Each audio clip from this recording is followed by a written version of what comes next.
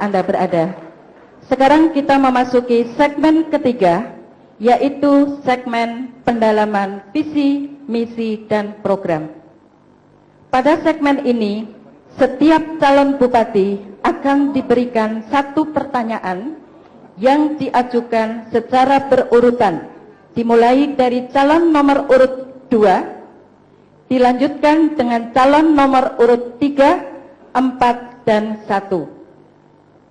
Pada saat jeda iklan tadi, masing-masing calon bupati telah diberi kesempatan untuk mengambil undian pertanyaan yang telah disusun oleh tim panelis.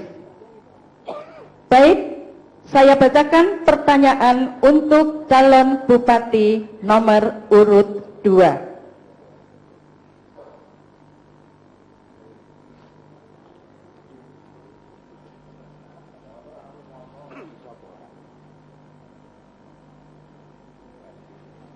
Kabupaten Sragen termasuk tinggi angka kemiskinannya. Dalam rangka mengurai rantai kemiskinan tersebut, menurut saudara, faktor-faktor apa penyebab tingkat kemiskinan tinggi tersebut? Dan dengan adanya keterbatasan dana APBD Kabupaten Sragen, upaya apa yang harus saudara lakukan? Kebijakan apa yang saudara ambil untuk mengatasi kemiskinan tersebut?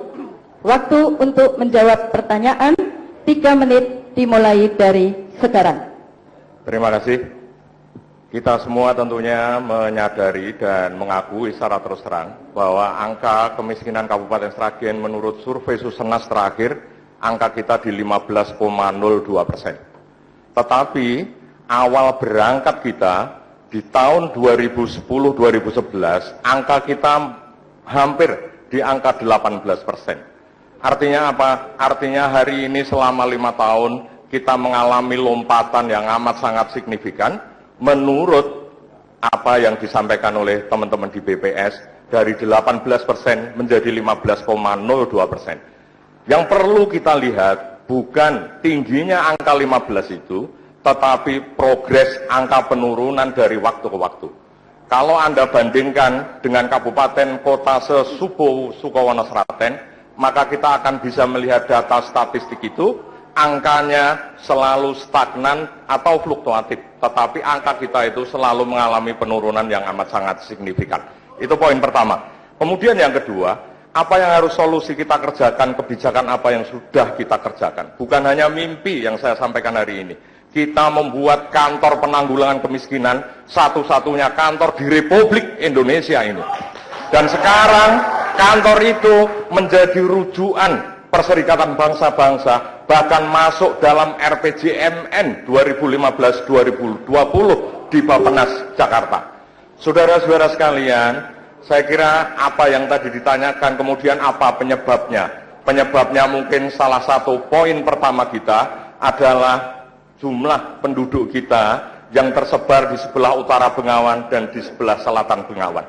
Kemudian yang kedua, kalau kita ingin menaikkan angka kemiskinan itu dalam penurunannya dalam waktu cepat, tentunya kita harus mendorong pemberdayaan pertanian itu menjadi sebuah pertanian yang bisa menjadi andalan hidup bagi para warga di Kabupaten Sragen ini. Kemudian yang ketiga, tentunya kita amat sangat paham bahwa sinergitas program pembangunan di Sragen itu yang memakan uang hampir 51 miliar untuk pemberdayaan masyarakat, saya yakin dari waktu ke waktu kita akan mengalami penurunan angka kemiskinan secara drastis dan dramatis, saya kira. Demikian. Terima kasih. Masih ada waktu 20 detik. Apakah akan digunakan? Tidak. Terima kasih. Baik, selanjutnya pertanyaan untuk calon bupati nomor 3. Bagaimana program saudara untuk mewujudkan kebutuhan sarana prasarana infrastruktur, perekonomian, perdagangan, pertanian, kesehatan, dan pendidikan, mengingat APBD Kabupaten Sragen tahun anggaran 2015 dalam belanja modal sangat terbatas. Waktu 3 menit mulai dari sekarang.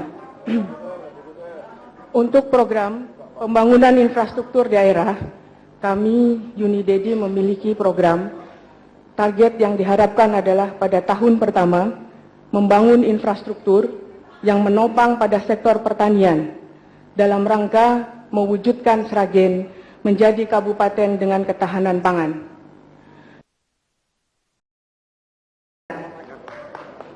Salah satu agenda RPJPD Kabupaten Sragen tahun 2005-2025 menyebutkan bahwa dalam mencapai kinerja pelayanan publik yang prima harus dilakukan dengan berbasis pada partisipasi masyarakat, sehingga pelayanan publik benar-benar merupakan refleksi dari kebutuhan nyata yang dihadapi dan dirasakan oleh masyarakat. Pertanyaannya, bagaimanakah upaya dan strategi saudara untuk mewujudkan pelayanan publik yang prima berbasis pada partisipasi masyarakat tersebut apabila saudara terpilih sebagai Bupati Kabupaten Sragen? Waktu 3 menit dimulai dari sekarang. Terima kasih. Pelayanan publik harus kita artikan lebih luas, bukan hanya pada pelayanan perizinan, tetapi juga pada hal-hal yang menyangkut kepentingan umum, seperti transportasi massal, kemudian kebutuhan dari para penyandang cacat, kemudian tersedianya ruang publik bagi masyarakat kita untuk berolahraga, untuk bermain, untuk berrekreasi. Oleh karena itu, pasangan Jago bertekad dalam 5 tahun yang akan datang akan meningkatkan pelayanan publik bukan hanya pada sekedar perizinan. Dalam aspek perizinan pun sekarang ini kita tidak hanya membutuhkan kecepatan. Kita tidak hanya membutuhkan kecepatan tetapi juga membutuhkan kedekatan. Dekat dengan masyarakat.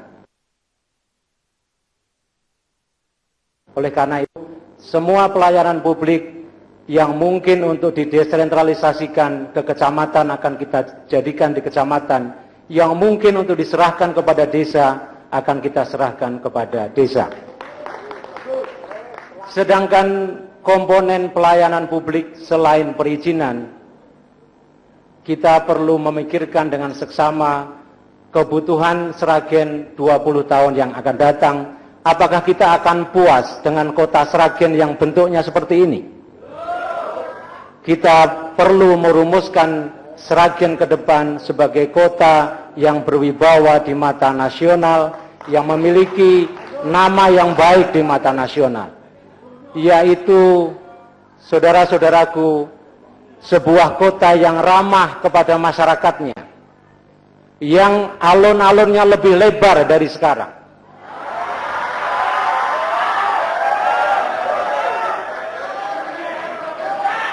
yang di utara Bengawan ada satu kota baru, yaitu kota Gemolong, yang di sana akan kita bangun fasilitas sebagaimana kota satelit, sebagai kota satelit Sragen maupun kota satelit Surakarta. Saudara-saudaraku, kita harus bermimpi. Kita harus bermimpi yang setinggi-tingginya pada pelayanan publik di Sragen dengan merencanakan kebutuhan pelayanan publik untuk 20 tahun yang akan datang. Lihatlah pada waktu Lebaran betapa macetnya perapatan Gemolong. Bagaimana solusi pemerintah terhadap kemacetan? Kita harus memikirkan semua komponen pelayanan publik. Terima kasih. Terima kasih. Tepuk tangan untuk semua calon Bupati Kabupaten Sragen. Cukup. Pertanyaan berikutnya kepada calon Bupati nomor urut 1. RPJPD Kabupaten Sragen tahun 2005 hingga tahun 2025 menyebutkan bahwa pembangunan aparatur diarahkan untuk mewujudkan sosok dan kinerja aparatur pemerintah yang profesional dan berkarakter. Dalam hal ini, terdapat dua kualitas yang harus dimiliki oleh aparatur pemerintah di Kabupaten Sragen, yakni pertama, profesional, dan kedua, berkarakter.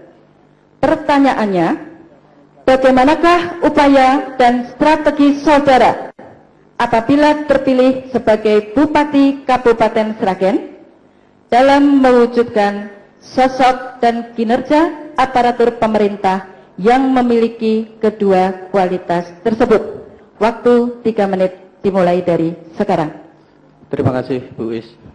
Yang pertama, seorang bupati harus benar-benar negarawan. Ini penting. Karena apa? Kalau nanti seorang bupati tidak negarawan, dia akan melakukan politik balas dendam. Ini sangat menyakitkan bagi teman-teman PNS atau satker yang berkualitas.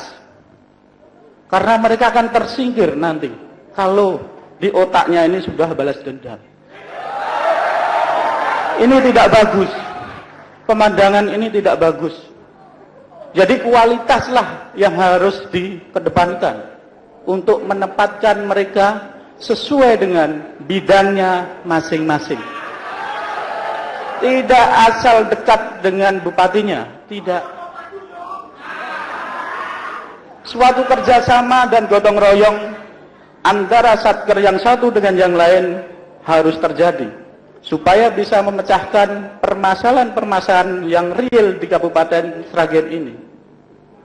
Pengalaman 15 tahun ini kita sudah melihat di depan mata, saling menghantam dan saling membalas. Tidak membalas budi, tetapi membalas dendam. Kami pasangan Suko, Diamto Joko Sabtono tidak mempunyai konflik dengan siapapun.